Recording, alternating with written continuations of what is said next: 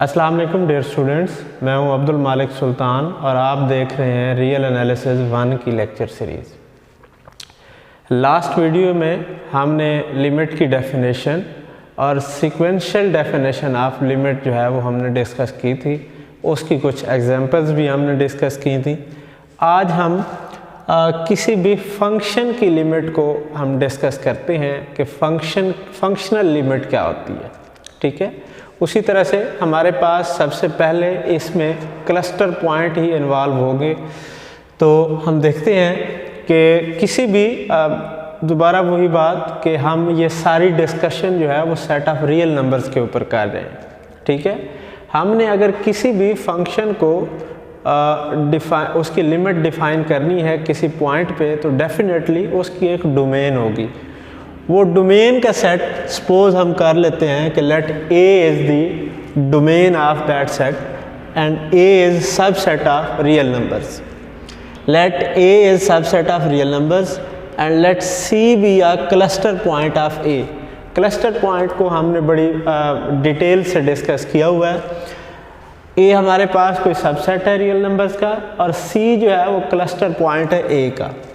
For a function, अब हम एक फंक्शन हमारे पास कैसा है, फंक्शन ऐसा है जिसका डोमेन सेट हमारे पास ये वाला ए सेट है और रेंज उसकी जो है वो सेट ऑफ रियल नंबर है, या को डोमेन आप उसे कह लें तो वो सेट ऑफ रियल नंबर्स है।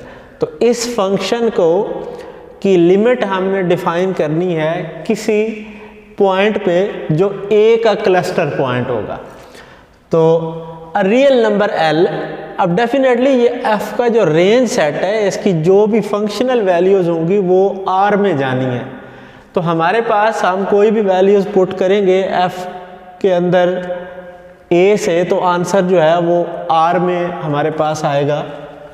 Real number L, capital L, is said to be limit of this function F at point C. C ये जो क्लस्टर पॉइंट हमने लिया था।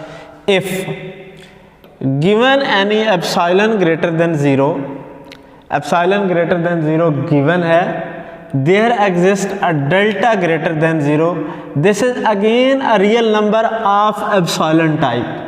जिस टाइप का एप्सिलॉन एक रियल नंबर है उसी टाइप का ये डेल्टा भी एक रियल नंबर है।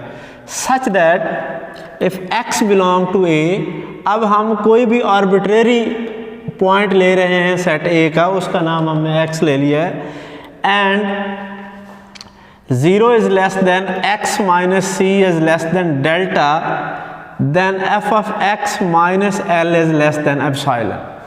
अगर इसको मैं ग्राफिकली आपको रिप्रेजेंट करूं तो ये क्या बता रहा है, ये f of x वो वैल्यू हैं जो इस फंक्शन की रेंज में आती हैं और x वो वैल्यू हैं जो हमने डोमेन से ली है। सिंपली ये और ये रिलेशन जो आपस में हैं ये हमें ये बता रहे हैं कि अगर हमारे पास ये डोमेन सेट A है और ये रेंज का सेट है जो सेट ऑफ रियल नंबर हमने जिसे कहा है, और ये सेट A है, तो अगर हमारे पास डोमेन सेट के अंदर कोई पॉइंट हम लेते हैं x और उसका इसके किसी और लिमिट पॉइंट से जो डिस्टेंस है, ये मॉड फंक्शन जो होता है ये डिस्टेंस को रिप्रेजेंट करता है। तो अगर ये x और c के दरमियान जो डिस्टेंस है इसके करस्पॉन्डिंग हमें एक रेंज सेट में डिस्टेंस मिलेगा जो f ऑफ x और l के दरमियान लाई करेगा, इससे छोटा होगा। This is what the graphical representation of limit in a graphical form। तो अगर हम इसी को इसके कुछ रिमार्क्स हैं इस डेफिनेशन के, अगर आप उन रिमार्क्स को देखें, since value of delta depends upon epsilon. अगर आप डेफिनेशन को दोबारा से देखें तो हमें एप्सिलॉन गिवन है, हम उसके लिए डेल्टा फाइंड आउट करते हैं जो ये कंडीशन दोनों फुलफिल करते हैं। तो एप्सिलॉन के ऊपर डिपेंड करता है डेल्टा, तो आप फिर डेल्टा को डेल्टा ऑफ एप्सिलॉन भी लिख सकते हैं। हर एप्सिलॉन के करस्पॉन्डिंग डेल्टा आपको डिफरेंट मिलता जाएगा। ये एक रिमार्क था। If L is the limit of f at point C, then we say f converges to L at C। तो जैसे हमने सीक्वेंस की कन्वर्जेंस की बात की थी, उसी पैटर्न पे हम फंक्शन की कन्वर्जेंस भी डिफाइन कर सकते हैं। अगर व्हेन हमारे पास x अप्रोचेस टू C है, f ऑफ x की वैल्यू L आती है, तो हम कहेंगे कि f of x converges to L as x approaches to C। we say f of x approaches to L as x approaches to C, और mathematically हम उसे इस तरह से लिखते हैं f of x approaches to L as x approaches to C हमारे पास आ जाएगा। तो ये हमारे पास लिमिट की डेफिनेशन थी, कुछ उसके रिमार्क्स थे। नेक्स्ट हमारे पास लिमिट से रिलेटेड एक छोटा सा थ्योरम है, उसको देखते हैं। बड़ा फेमस भी है, इम्पोर्टेंट भी है और बड़ा आसान थ्योरम भी है हमारे पास ये। If f is a function from a to r, a domain है, r उसकी रेंज है, और a जो है वो r का ही सबसेट है। And if c is the cluster point of a, then f can have only one limit at c। मतलब हमने जो पिछले थ्योरम में L फाइंड आउट किया था एट पॉइंट C, वो हमारे पास ये थ्योरम ये बता रहा है कि किसी एक पॉइंट पे फंक्शन की जो लिमिट होगी वो यूनिक होगी, एक से ज़्यादा लिमिट्स नहीं होगी। तो जब ऐसे केस में होता है तो थ्योरम को हम कंट्राडिक्शन वाले मेथड से प्रूव करते हैं। मैंने आपको बताया हुआ है कि कंट्रेरी मेथड क्या होता है। हमने प्रूव ये करना है कि at point C f has only one limit.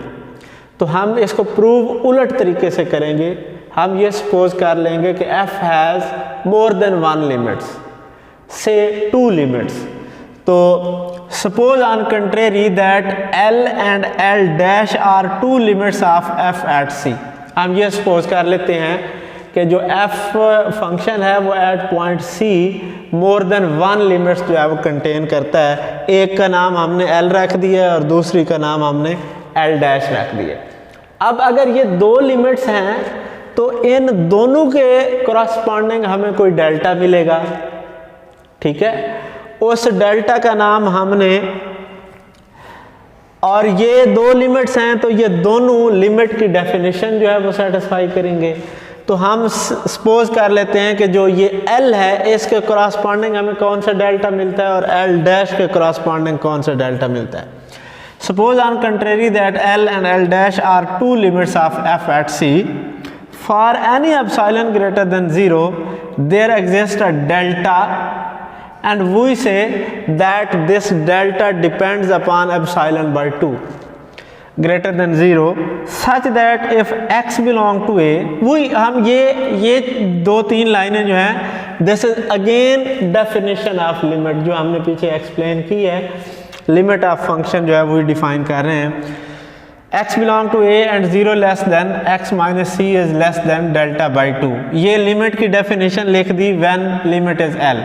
अब दूसरी लिमिट ले लेते हैं तो वो ये है l डैश। देन इसको कंप्लीट करें यहाँ तक, then f of x minus l is less than epsilon by 2। यहाँ पे हमने एप्सिलॉन लिया था तो ये लेस देन एप्सिलॉन था, यहाँ पे हमने एप्सिलॉन बाई 2 लिया है तो ये लेस देन एप्सिलॉन बाई 2 आ गया। अब नेक्स्ट दूसरी लिमिट के लिए यही डेफिनेशन दोबारा लिखेंगे। Also there exist delta prime, जैसे l प्राइम लिया इधर डेल्टा प्राइम ले लें, such that if x belong to a and 0 is less than x minus c is less than this delta prime, तो हमारे पास f of x minus l dash will be less than epsilon by 2 आ जाएगा। अब हम क्या करते हैं, हम देखते हैं कि दोनों लिमिट्स के लिए कौन सा डेल्टा, एक डेल्टा लिया है हमने और एक डेल्टा डैश लिया है, इनमें से कौन सा डेल्टा होगा जो दोनों रिजल्ट्स को सेटिस्फाई करेगा। तो वो डेफिनेटली जो इनमें से छोटा होगा वो उस रिजल्ट को सेटिस्फाई करेगा, दोनों के रिजल्ट्स को सेटिस्फाई करेगा। बड़ी वैल्यू के लिए तो ये ऑब्वियसली ओके होता है, तो हमारा प्रॉब्लम होता है छोटी से छोटी वैल्यूज़। तो हम इन दोनों डेल्टाज में से जो छोटी वैल्यू है वो इन दोनों लिमिट की इक्वेशंस को सेटिस्फाई करेगा। हम वो सपोज कर लेते हैं डेल्टा हम ऐसा ले लेते हैं that is infimum of delta epsilon by 2 and delta dash epsilon by 2। इन दोनों में से जो स्मॉलर वैल्यू है वो ले लेते हैं, तो वो इन दोनों को सेटिस्फाई करेगा।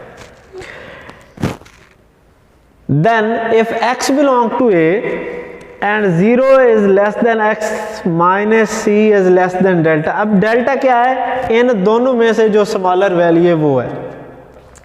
तो ट्राइंगल इनइक्वालिटी क्या कहती है, ट्राइंगुलर इनइक्वालिटी के लिए हमने लिया है L माइनस एल डैश। इसके ऊपर हम ट्राइंगुलर इनइक्वालिटी अप्लाई करेंगे, लेकिन अगले स्टेप में, इस स्टेप में हमने ये किया है कि इसके अंदर हमने एफ ऑफ एक्स ऐड भी कर दिया है और सब्ट्रैक्ट भी कर दिया। इस वैल्यू के अंदर हमने एफ ऑफ एक्स ऐड भी कर दिया है और सब्ट्रैक्ट भी कर दिया। तो अगर आप देखें एफ ऑफ एक्स और इसको इकट्ठा कर लें और इसको और इसको इकट्ठा कर लें, तो ये L minus F of x और ये F of X minus L, जब ट्राइंगुलर इनइक्वालिटी अप्लाई करेंगे तो ये लेस हो जाएगा, इक्वल की बजाय ये लेस और इक्वल में चला जाएगा। अब हमारे पास F of X minus L जो था वो एप्सिलॉन बाई 2 के इक्वल था, लेकिन यहाँ पे L minus F of x है। तो मॉड फंक्शन है, आप a माइनस बी का मॉड लिख लें या b माइनस ए का मॉड लिख लें, वो एक ही बात होती है। ये प्रॉपर्टी होती है मॉड की, these are equal to each other, a minus B mod is equal to b minus A mod. तो हमारे पास जो ये है इसका भी कोई मसला नहीं है, this is again less than epsilon by 2 and this is again less than epsilon by 2, तो ये दोनों ऐड होके एप्सिलॉन के इक्वल आ जाएगा। ये चीज़ जो है वो लेस देन एप्सिलॉन आ गई है, और एप्सिलॉन आपको पता है आर्बिट्रेरी है, ग्रेटर है, तो फिर वो क्या होता है, सिंस एप्सिलॉन ग्रेटर देन 0 अब आर्बिट्रेरी है, तो इसका मतलब क्या होता है कि ये अप्रॉक्सीमेटली 0 ही होता है। तो इसका मतलब ये है कि L माइनस एल डैश का जो मॉड है that will be equal to 0। तो मॉड फंक्शन की डेफिनेशन क्या है कि mod is equal to 0 only when जो चीज़ इसके अंदर होती है वो इक्वल टू 0 होती है। तो हमारे पास L माइनस एल डैश का जो है यहाँ से 0 के इक्वल आ जाएगा, और जब ये 0 के इक्वल है तो L is equal to L dash आ जाएगा। हमने कहा था कि जो ये दो लिमिट्स हैं ये डिफरेंट हैं, बट ये तो इक्वल आ गई हैं। इसका मतलब है कि ये दो लिमिट्स नहीं हैं, ये एक लिमिट है। सो जो हमने सपोजिशन की थी कि L and L dash are two limits, this supposition is wrong, so the limit at C is unique. ये थ्योरम था। एक और थ्योरम है, इसका प्रूफ नहीं है, जस्ट स्टेटमेंट है। इसको थोड़ा सा स्टेटमेंट को अंडरस्टैंड कर लेते हैं। Let f as a function from A to R and C be a cluster point of A, then following statements are equivalent। जब भी हमारे पास ये चीज़ आ जाती है कि following statements are equivalent, तो उसका मतलब ये होता है कि ये दोनों एक ही स्टेटमेंट है। अगर ये ओके है तो फिर ये भी ओके होगी, अगर ये ओके है तो ये ओके होगी। पहली से हम दूसरी का रिजल्ट लिख सकते हैं, दूसरी से हम पहला रिजल्ट लिख सकते हैं। पहली स्टेटमेंट हमें गिवन है तो उससे हम ये रिजल्ट लिख सकते हैं, दूसरी गिवन है तो उससे हम ये रिजल्ट लिख सकते हैं। अब पहली स्टेटमेंट क्या है, सिंपल लिमिट की डेफिनेशन लिखी हुई है कि limit x approaches to c f of x is equal to l। ये उस तरह से रिप्रेजेंटेशन है लिमिट की जैसे हम FSC और BSc में पढ़ते हैं। FSC में इसी तरह की लिमिट की जो हमारे पास रिप्रेजेंटेशन थी FSC BSc में इस तरह से पढ़ते हैं। अब ज़रा इसको देखते हैं, ये दोबारा हम इसकी तरफ आते हैं। Given any epsilon neighbourhood V epsilon of L। आप देखें हमारे पास, दोबारा इसको ज़रा ग्राफिकली देखते हैं। हमारे पास ये डोमेन सेट है, ये रेंज सेट है F का। F जो है इस सेट से इस फंक्शन पे डिफाइन है। सिंपल जो ये थ्योरम के स्टेटमेंट को हम रीड करते हैं ग्राफिकली, इसका मतलब ये है कि अगर हमारे पास इधर L का कोई एप्सिलॉन रेडियस का नेबरहुड मौजूद है, तो इसके करस्पॉन्डिंग इधर C के अबाउट कोई डेल्टा रेडियस का नेबरहुड मौजूद होगा। बस इतनी सी बात है। एप्सिलॉन हमें गिवन होगा, उसके करस्पॉन्डिंग डोमेन सेट के अंदर हमें डेल्टा रेडियस का कोई नेबरहुड मिल जाएगा। ये स्टेटमेंट है, दोबारा इसको पढ़ते हैं ज़रा। Given any epsilon neighbourhood this of L, ठीक है जी। ये L पॉइंट है, L सेंटर है, एप्सिलॉन रेडियस है, और जो है इधर ये C पॉइंट है और डेल्टा रेडियस है। There exist a neighbourhood V delta of C। अब यहाँ पे देखें वही चीज़ कि रेंज सेट के अंदर एप्सिलॉन रेडियस का नेबरहुड है अबाउट पॉइंट L, उसके करस्पॉन्डिंग हमें एक नेबरहुड डोमेन सेट में मिल रहा है C पॉइंट के अबाउट डेल्टा रेडियस का। such that if x is not equal to C for all x is any point in this neighborhood intersection A जो है, तो ये हमारे पास इन दो जो स्टेटमेंट्स की इक्विवेलेंस है, इसको भी आप देखें। नेक्स्ट वीडियो में हम कुछ इसकी एग्जांपल्स को डिस्कस करेंगे। Keep on watching. Thank you. Allah हाफिज़।